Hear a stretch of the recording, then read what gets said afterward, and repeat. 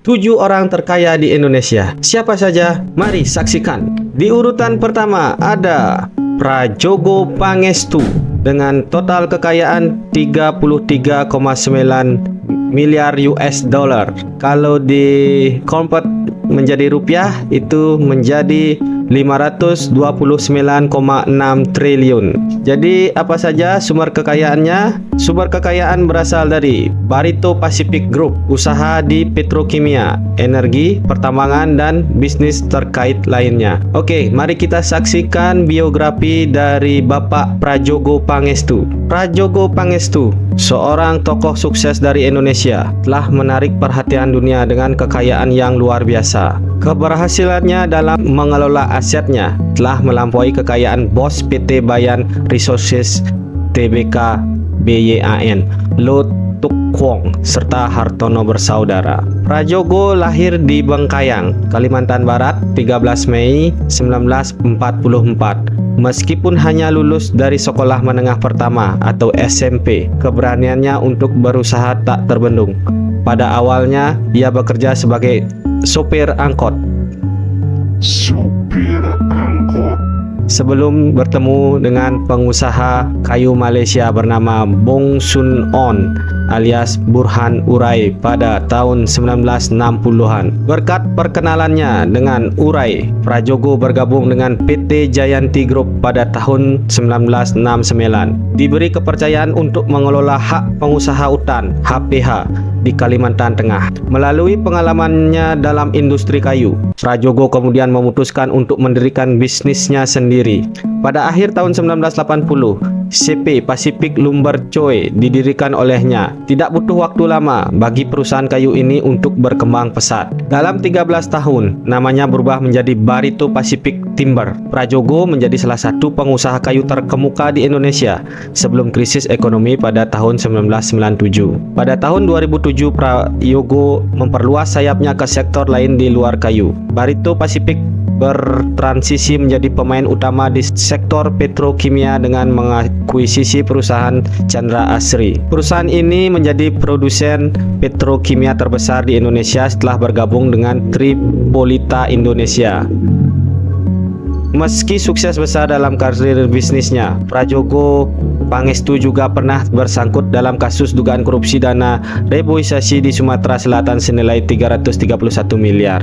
Meski demikian, kasus ini ditutup oleh Kejaksaan Agung setelah diberikan surat perintah penghentian penyidikan atau SP3. Oke, itu adalah biografi singkat dari Bapak Prajogo Pangestu. Oke, kita berlanjut dengan siapa orang terkaya nomor 2 di Indonesia. Ini dia. Di nomor 2 ada Bapak Lo Tuk Kwong dengan kekayaan 25,3 miliar US dollar. Kalau dikonvert ke Indonesian rupiah menjadi 395,2 triliun. Dengan perusahaan tambang batubara, dia memiliki perusahaan seperti PT Bayan Resources.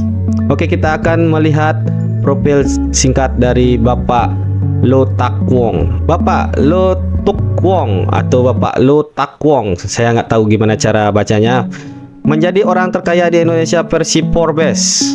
Bahkan dia berhasil menggeser posisi dari pemilik grup Jarum Hartono bersaudara. Lo Tak Kwong dikenal sebagai orang terkaya di Indonesia. Dia lahir pada 17 April 1958 di Singapura.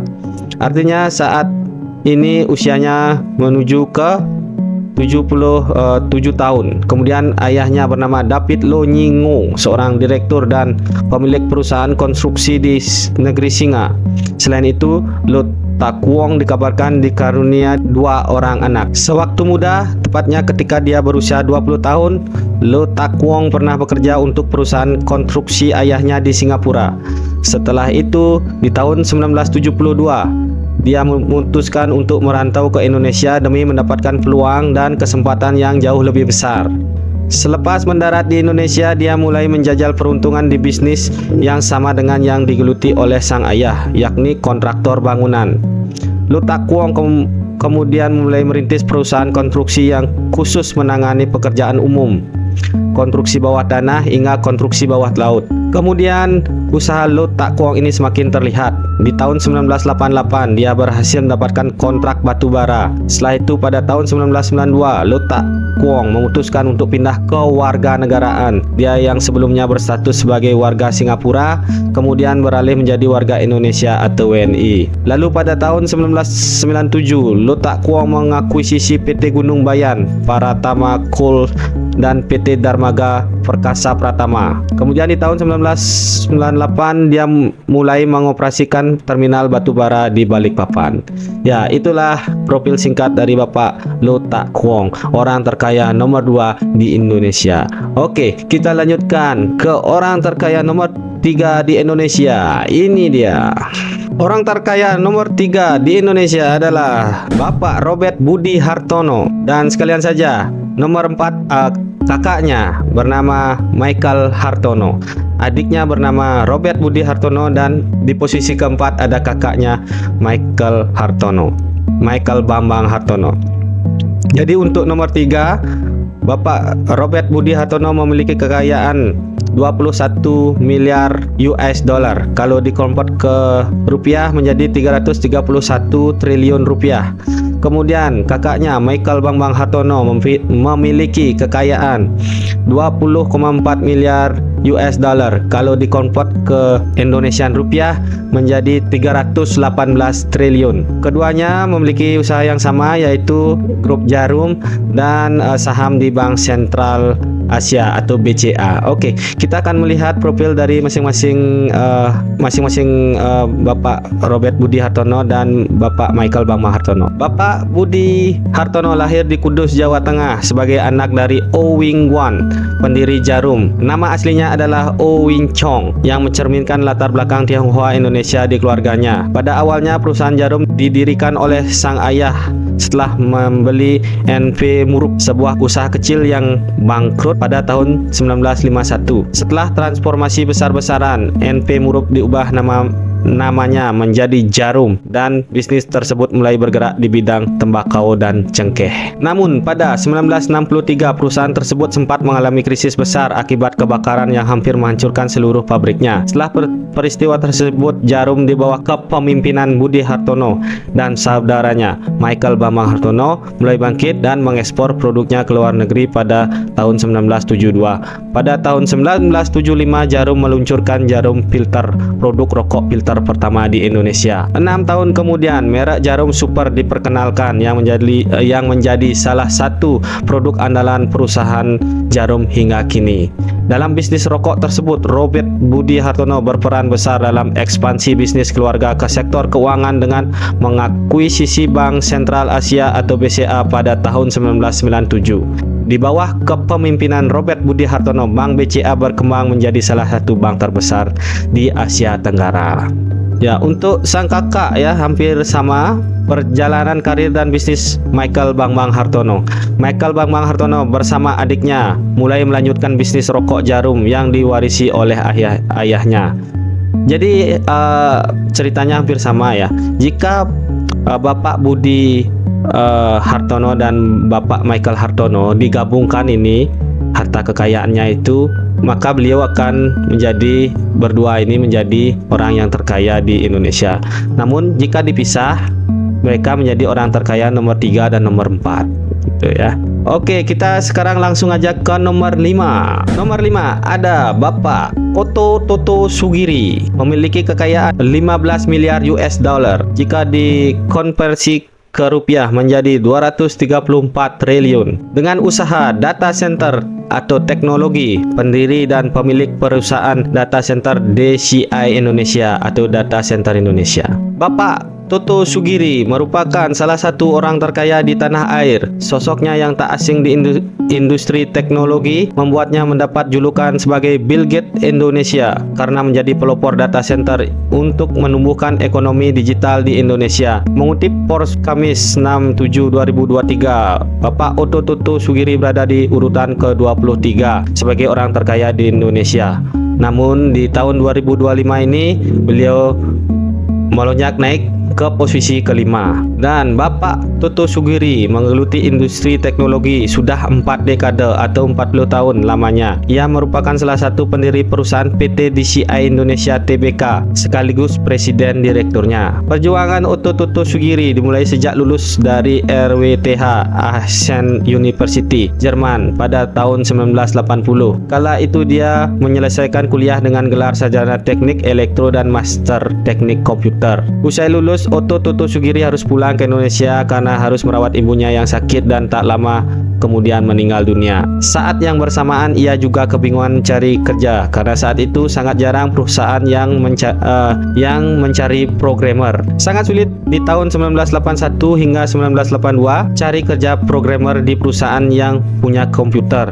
Yang butuh programmer hampir nggak ada, kata dia. Singkat cerita, akhirnya Otto Toto Sugiri berhasil mendapat kerja di salah satu perusahaan di Indonesia. Kemudian ia juga berkecimpung ke dalam proyek dengan rekan kuliahnya kala di Jerman, yakni membuat software yang memfasilitasi pembelian kredit untuk nelayan. Ya, jadi rekan kuliahnya ini yang nanti akan menjadi orang terkaya ke-6 di Indonesia. Sepanjang karirnya, Otto Toto Sugiri mengaku tidak terbesit ingin menjadi pengusaha. Setelah bekerja dengan orang lain, ia sempat bekerja untuk perusahaan salah satu keluarganya di Bank Bali untuk mengembangkan sistem IT bank dari back office hingga akuntansi. Sampai tahun 83 saya dibujuk untuk membantu perusahaan keluarga itu paman saya yang kebetulan pemilik Bank Bali. Jadi setelah diiming-imingi mau dibeliin komputer gede, oke juga gitu.